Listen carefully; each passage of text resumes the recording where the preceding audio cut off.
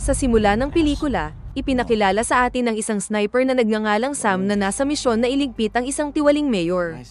Hindi nag-iisa si Sam, dahil kasama niya ang kanyang spotter at partner na si Ken. Napag-alaman na sina Sam at Ken ay dating bahagi ng British Special Forces, ngunit ngayon ay nagtatrabaho sa isang pribadong kumpanya ng militar. Habang hinihintay nilang dumating ang kanilang target, nag-usap sina Sam at Ken tungkol sa pagkakaroon ng Diyos. Ayon kay Sam, ang Diyos ay hindi kailanman umiral, at kapag ang tao ay namatay, doon na nagtatapos ang kanilang buhay. Gayunpaman, naniniwala si Ken na may Diyos at may buhay pagkatapos ng kamatayan. Pagkatapos itong talakayin, binanggit ni Ken na nag-book siya ng hotel sa Amsterdam sa loob ng 2 linggo mula ngayon. Ginawa niya ito dahil matagal na silang hindi nagbabakasyon ni Sam, at isa pa ay hindi maitatanggi ang kagandahan ng mga babae sa Amsterdam. Nang marinig ito, tumugon si Sam na hindi niya maipapangako kung makakapunta siya. Maya-maya, dumating na ang target nilang mayor, kaya naman ay mabilis na naghanda sina Sam at Ken. Lumalabas na nagtipon-tipon ang mga demonstrador sa harap ng opisina ng alkalde. Alam na siya ay corrupt at nagpapatakbo rin ng ilegal na negosyo ng armas. Gayunpaman, sa harap ng kanyang sariling mga mamamayan, ang alkalde ay walang kahihiyang niyakap ang kanyang asawa, hindi pinapansin ang mga tao. Habang naghahanda si Sam na isagawa ang pagbaril, ang asawa ng alkalde ay hindi sinasadyang tumingin sa direksyon ni Sam, at mabilis na pinotektahan ang kanyang asawa. Bilang resulta, hindi tumama ang unang pagbaril ni Sam, ngunit hinikayat siya ni Ken na manatiling nakatutok at muling subukan ang pagbaril. Sa pangalawang pagtatangka, matagumpay na napatay ni Sam ang alkalde bago ang dalawa ay mabilis na lumabas. Habang naghahanda sina Sam at Ken na tumalon sa kanilang extraction point, nakita nila ang mga tauhan ng mayor na papalapit sa kanila. Sa huli, nagpasya silang pumasok sa gusali, at niligpit ang ilan sa mga tauhan ng alkalde sa daan. Paglabas nila, mas marami na ang mga tauhan ng mayor na naghihintay sa kanila. Bilang resulta, sina Sam at Ken ay nahuli ng walang ibang paraan upang makatakas.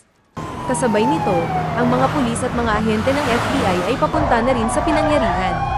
Nang poposasan na sina Sam at Ken, bigla nilang nadaig at nailigpit ang mga tauhan ng mayor. Matapos ma-neutralize ang natitirang mga gwardya, tumakbo sila pakanluran at tumalon sa isang truck ng basura. Ilang sandali pa, dumating ang mga pulis at FBI, ngunit nakatakas sina Ken at Sam nang walang bakas. Makalipas ang ilang sandali, sina Sam at Ken ay nasa eroplano na ngayon pabalik sa kanilang sariling bansa, sa UK. Si Ken, nang mapansin na tila hindi mapalagay si Sam, ay nagtanong kung okay lang si Sam. Sa sandaling iyon, inamin ni Sam na kinabahan siya dahil sa naunang pagkakamali at pagbaril sa maling target. Pagkatapos ay pinatatag ni Ken si Sam, na sinasabi sa kanya na kalimutan ang tungkol doon. Sa kanyang palagay, ang alkalde at ang kanyang asawa ay kapwa masama at nararapat sa kanila ang kapalarang iyon. Maya-maya, si Sam ay nakatanggap ng tawag mula sa kanilang boss, si Tamara, na nagtatanong kung kumusta na sila ni Ken. Sa sandaling iyon, tumugon si Sam na ayos lang sila at naging maayos ang lahat. Gayunpaman, si Tamara, na naramdaman na si Sam ay maaaring nahihirapan matapos mapatay ang asawa ng alkalde, ay nagalok na magpadala ng isang psychologist upang suriin siya. Nang marinig ito, tumanggi si Sam, tiniyak sa kanya na magiging okay siya at hindi niya kailangang mag-alala. Makalipas ang ilang oras, sa wakas ay dumating na sina Sam at Ken sa UK. Noong mga oras na iyon, pinaalalahanan ni Ken si Sam na sa loob ng 2 linggo, magbabakasyon sila sa Amsterdam, dahil nakabok na ang hotel. Sumagot si Sam na hindi pa siya nakakapagdesisyon kung pupunta siya o hindi. Pagkatapos noon ay naghiwalay silang dalawa, pauwi sa magkaibang sasakyan. Sa mga sumunod na araw, ipinakita sa atin si Sam na nagjo-jogging sa gubat, doon din pala matatagpuan ang kanyang bahay. Ginugol niya ang kanyang oras sa paggawa ng magaan na trabaho, tulad ng pagpuputol ng kahoy at iba pang simpleng gawain. Isang araw, habang nililinis ang kanyang armas, nakatanggap si Sam ng tawag mula kay Tamara.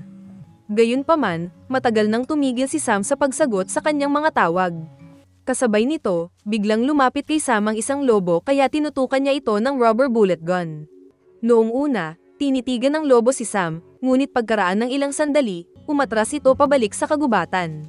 Makalipas ang ilang minuto, nagpatuloy si Tamara sa pagtawag hanggang sa tuluyang sumagot si Sam, na nakaramdam ng inis. Nais pala ni Tamara na makipagpulong sa kanya sa Netherlands, partikular sa Amsterdam. Matapos makausap si Tamara, biglang naalala ni Sam si Ken, na kasalukuyang nagbabakasyon sa Amsterdam. Hindi nagtagal, dumating si Sam sa Amsterdam, kung saan hinihintay pala siya ni Ken upang sunduin siya. Sa sandaling iyon, nagbiro si Ken, na sinabing akala niya ay napatay siya ng mga tauhan ng alkalde.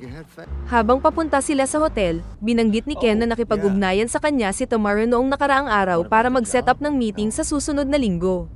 Parehong alam ni na Ken at Sam na malamang na naghahanda si Tamara na magtalaga sa kanila ng isa pang misyon.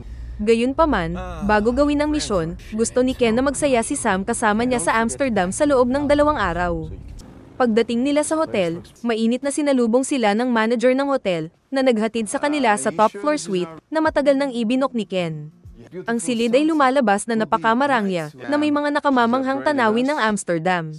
Maging ang higaan ay gawa sa silk, na naging dahilan upang magtanong si Sam kung bakit nagpabok si Ken ng napakagarang hotel. Ipinaliwanag ni Ken na ang hotel ay binayaran ng kanilang amo na si Tamara. Nang bubuksan na ng manager ng hotel ang mga kurtina, hiniling ni Sam na panatilihing nakasara ang mga ito. Binanggit ng manager na magiging kahanga-hanga ang tanawin ng paglubog ng araw sa labas, ngunit iginiit ni Sam na panatilihing nakasara ang mga kurtina, nananatiling maingat kung sakaling sila pa rin ay pinupuntirya ng grupo ng alkalde. Pagkaalis ng manager ng hotel, sa wakas ay ibinunyag ni Sam na ayaw na niyang gumawa ng anumang misyon mula kay Tamara sa darating na pagpupulong, dahil nagpasya siyang magretiro. Nang marinig ito, medyo nalungkot si Ken dahil itinuturing niyang perpektong partner si Sam. Nakiusap pa si Ken kay Sam na pag-isipang muli ang desisyon bago tuluyang magretiro. Gayunpaman, ipinaliwanag ni Sam na patuloy na bumabagabag sa kanya ang pagkamatay ng asawa ng alkalde. Bukod dito, tiwala si Sam na kahit wala siya, kayang-kaya pa rin ni Ken ang pagiging sniper o spotter.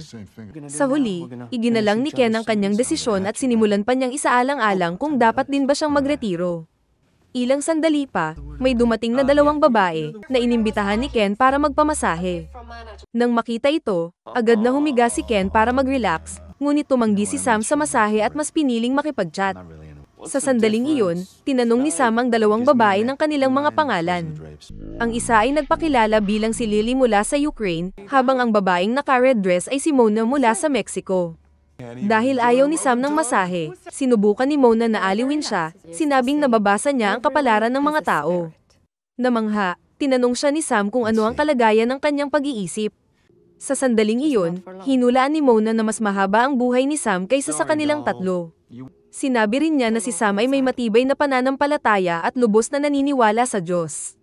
Nang marinig ito, humagalpak ng tawa si Ken dahil palaging sinasabi ni Sam na hindi siya naniniwala sa Diyos. Nagbiro tuloy si Ken na kung may bolang kristal si Mona tulad ng ibang manghuhula, bibigyan niya ito ng $100. Sa kanilang pagtataka, mabilis na naglabas ng bolang kristal si Mona, na labis na ikinatuwa ni na Ken at Sam. Gayunpaman, sa kalaunan ay inamin ni Mona na ang bolang kristal ay peke, isang prop lamang. Maya-maya pa ay pumasok na ang manager ng hotel kasama ang isang waitress, dala ang kanilang pagkain. Nagpasya ang manager na buksan muli ang mga kurtina, na sinasabing ang tanawin sa gabi ay napakaganda para sayangin. Gayunpaman, mabilis na sinabi ni Sam sa manager na isara muli ang mga kurtina. Sa mga oras na ito ay biglang umalingaw-ngaw ang putok ng baril at nagpanik ang lahat lalo na sina Lily at Mona. Habang sinusubukang isara ni Sam ang mga kurtina gamit ang isang remote, hindi inaasahang inatake siya ng waitress. Sa proseso, aksidenteng tinamaan ng baril ng kaaway na sniper ang waitress, na agad niyang ikinamatay. Hindi lang iyon, biglang inatake ng manager ng hotel si Sam, at naganap ang away sa pagitan nila. Matapos madaig ni Sam ang manager, bumagsak siya sa remote ng kurtina, dahilan para lalong bumukas ang mga kurtina. Bilang resulta, nagsimulang magtanong ang grupo tungkol sa kanilang mga telepono, na pagtantong kailangan nilang humingi ng tulong. Sa kabutihang palad, ang telepono ni Lily ang pinaka-accessible, kaya sinubukan ni Ken na kunin ito, na halos tamaan ng ilang putok ng baril sa proseso. Kasabay nito, si Lily, na hindi makapaniwala sa nangyayari, ay biglang tumayo at muntik ng mabaril.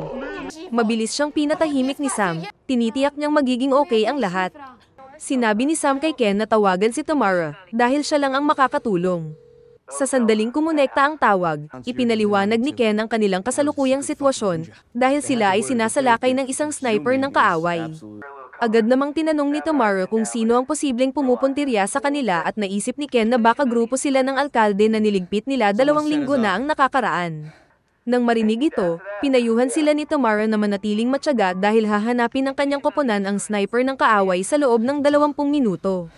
Ilang sandali pa, biglang inatake ulit si Sam ng hotel manager na buhay pa. Sa kabutihang palad, napigilan ni Sam ang pag-atake at itinulak ni Ken ang manager palabas ng hotel. Ngunit habang nagtatago si Ken sa likod ng pinto, nagawa siyang barilin ng kaaway na sniper. Makalipas ang 10 minuto, nakatanggap si Sam ng tawag mula kay Tamara, na ipinaalam sa kanya na nailigpit ng kanyang team ang kaaway na sniper. Inutusan niya si Sam na tumingin sa kanluran kung saan magsesignal ang kanyang koponan gamit ang isang kumikislap na ilaw upang makumpirma na ang sniper ay na-neutralize. Matapos matanggap ang kumpirmasyon, sa wakas ay gumaan ang pakiramdam ni Sam, alam niyang ligtas silang makaalis sa hotel. Gayunpaman, bago makagalaw si Sam, pinaalalahanan siya ni Mona na manatiling maingat. Habang nakatingin si Sam sa bintana, biglang pinaputokan siya ng kaaway na sniper. Dahil dito, napagtanto ni Sam na ang sniper na tumutumbok sa kanila ay walang iba kundi ang sariling mga tauhan ni Tamara. Tinanong ni Sam kung ano talaga ang gusto ni Tamara. Bilang tugon, tumugon siya na ang lahat ay dahil balak ni Sam na magretiro, isang bagay na hindi matatanggap ni Tamara. Tinanong ni Sam kung paano nalaman ni Tamara ang tungkol sa kanyang planong magretiro at kung bakit niya tinarget din si Ken. Agad na ipinaliwanag ni Tamara na binabantayan niya ang hotel, at naghinala siya na kung magretiro si Sam, malamang nasusunod si Ken. Samantala, ang sniper, na nasa ilalim pa rin ng utos ni Tamara, ay nagpatuloy sa pagpapaputok. Sa kaguluhan, si Lily, na takot, ay walang pakundangang lumabas sa pinagtataguan at nabaril. Lalong naging magulo ang mga bagay-bagay, naiwan lamang sina Sam at Mona na nakatayo. Sa isang sandali ng pagkakataon, sinubukan ni Sam na abutin ng remote ng kurtina, ngunit nasira ito, naiwan ang mga kurtina na nakabukas. Kasabay nito, ibinunyag ni Tamara na ang lahat ng access sa telepono at komunikasyon sa kwarto ay nakablock, na pinipigilan si Sam na makipag-ugnayan sa sinuman. Napagtantong si Tamara ay nanunood din sa CCTV ng silid, sinira ni Sam ang kamera sa galit. Lalo lamang itong ikinagalit ni Tamara, at nangako siya na hinding-hindi makakatakas si Sam, dahil ang pinto ay kontrolado ng kanyang sistema.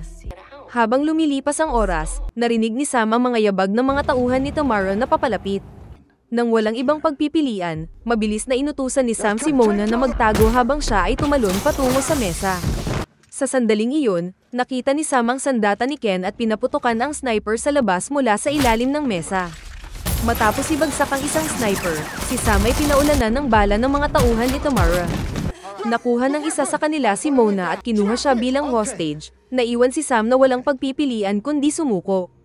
Habang naghahanda si Sam na ihulog ang kanyang sandata, tinanong siya ni Mona kung may pag-asa pa ba silang mabuhay. Inamin ni Sam na hindi niya alam, dahil patuloy na dumarating ang puwersa ni Tamara. Idinagdag niya na hindi niya maabot ang kanyang rifle, na nakalatag sa kabila ng silid. Sa desperadong sitwasyong ito, iniabot ni Mona kay Sam ang larawan ng kanyang anak at nakiusap siyang alagaan ang kanyang anak kung sakaling mamatay siya. Ilang sandali pa, pumasok ang mga tauhan ni Tamara, kaya muling napilitang lumaban si Sam. Nang malapit ng barilin si Sam ng isa sa mga natitirang gunman, nailigtas siya ni Mona gamit ang kanyang rifle. Sa kasamaang palad, si Mona ay agad na binaril at napatay ng kaaway na sniper sa paggamit ng rifle. Kinuha ni Sam ang kanyang rifle at ipinagpatuloy ang laban. Matagumpay niyang nailigpit ang natitirang sniper, ngunit siya ay nakakulong pa rin sa silid ng hotel, dahil ang pinto ay kontrolado ni Tamara. Di nagtagal, natuklasan ni Sam na buhay pa si Ken. Pagkatapos ay isinugod niya siya sa kama, kung saan inihayag ni Ken na ang tanging paraan upang makatakas ay sa pamamagitan ng pagtalon mula sa gusali. Gayunpaman, ito ay tila imposible, dahil sila ay nasa itaas na palapag. Hindi nagtagal, muli silang inatake, at sa pagkakataong ito ay mula sa drone na kontrolado ni Tamara. Ilang beses na binaril ni Sam ang drone, ngunit napatunayang ito ay hindi kapani-pani walang matibay. Kasabay nito, si Ken ay abala sa paggawa ng kung ano gamit ang silk sheet mula sa silid.